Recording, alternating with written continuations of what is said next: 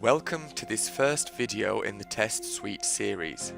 This video will define and introduce you to the elements which make up a test suite. A test suite consists of a group of tests on a single application or website, AUT, organized in a restricted hierarchy. It contains test items and structure items. It can have global parameters and settings such as report settings. The sample test suite shown in this video is for a desktop project, but the concepts are the same for web and mobile. A test suite can be viewed in the projects view and in the file view. We will be looking at both structuring elements and test items. Structuring elements of the test suite include test case, smart folder, setup or teardown region.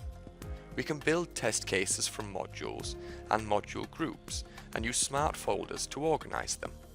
Test items include recording modules, code modules, and module groups. The test suite contains only references to items. The actual recordings are physically stored in the project file structure. To ensure the integrity of your test suite, a test suite cannot be cut, copied, or pasted. You can copy items lower than this. The top level of the test suite contains only test cases, smart folders and setup and teardown regions as direct children. In the next video in this series, learn how to use the test suite structure to build a test.